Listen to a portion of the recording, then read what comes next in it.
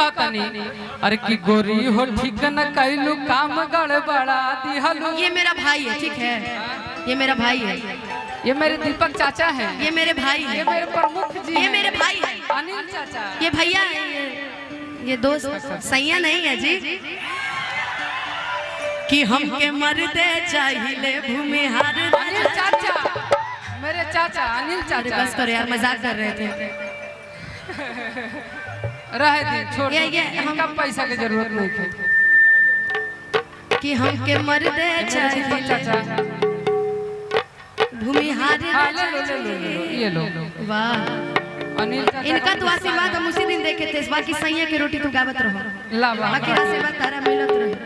वाह गोलू भैया, वाह वाह, अरे वाह वाह राम जी, जोड़ी क्या बनाए हैं। अरे गोरी हो ठीक न कैलू काम गड़बड़ा दिहलू, एक ही नाद पदू भैसा।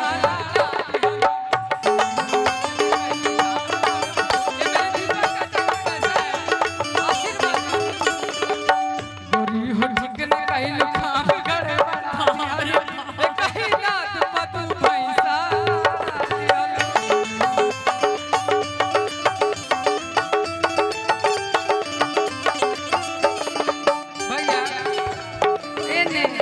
पैसा के फेर में रोज रहला ये ने,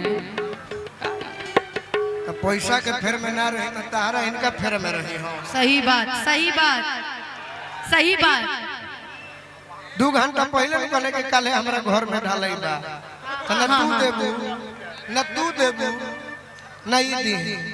भैया आप हमसे पैसा मांग लीजिएगा, हम आपको दे देंगे भैया। कहिया दे देंगे, अभी तो न तुम बताओ। रुकिए ना, लाओ यार, इनका पर्स कहाँ है? दो इनका नहीं, मतलब मेरा दे देते हैं। कौन है इसका पीए? पीए कौन है? वो तार देख के बैठ पीए जाए। के सूरजवा। अरे सूरजवा कहा रे बाप, आज तू ही लोग तो हमरा सुने में मजा आवत। हम तो रोजे कहला का अनुपमा, आज तू लोग के जोड़ी जौन बान, अरे बाप लैला मजनू लेखा।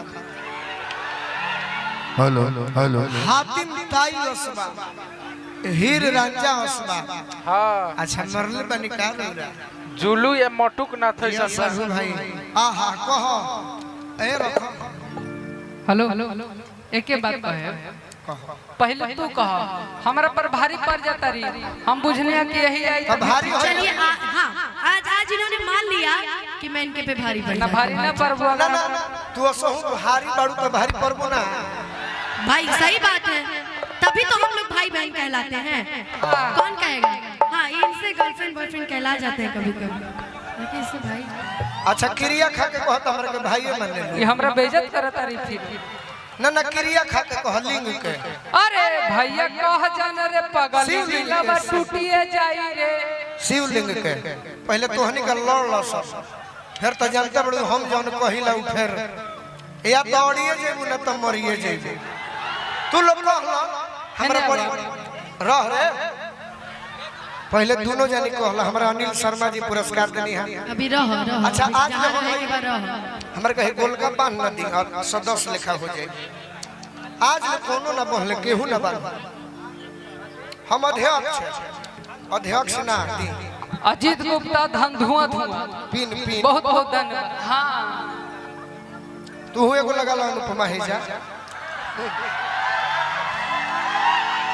हमको क्या बनाइएगा? प्रधानमंत्री? प्रधानमंत्री ना, कोषाध्यक्ष। हम बताओ तनी, हम बताओ तनी। बेलसार दीपू भैया, हाँ जो बराबर हमारा प्रणाम करावे ले तारा। इतने व्यवहार के धनी, हमने अपने बड़े भाई के शादी में एक कॉल किया, चाहे मैसेज किया था, अपना काम छोड़कर, लेकिन ये आपने दिया है। आप अपने हाथ से आकर दीजिए।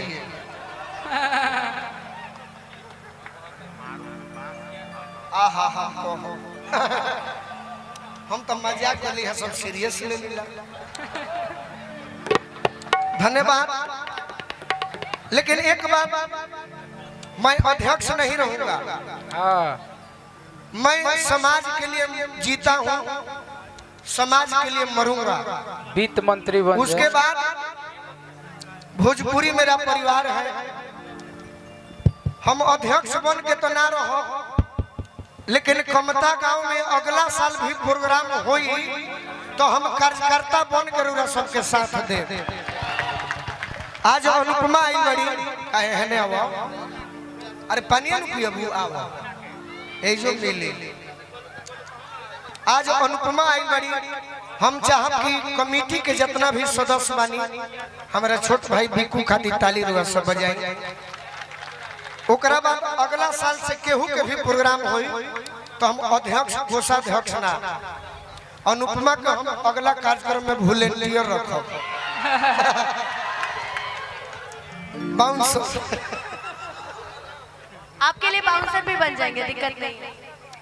तहरा के बाउंसर एकरा के अलाउंसर। तो हम अभी आग्रह करो, अभी गीत संगीत खाली नेताजी लोग गबड़ौले बा, 11 बजे शुरू भइल बा। और कौन तो मिश्रा जी आई रहन मंत्री जी, उनका के हम तनिको भइल ना ये से ना दे।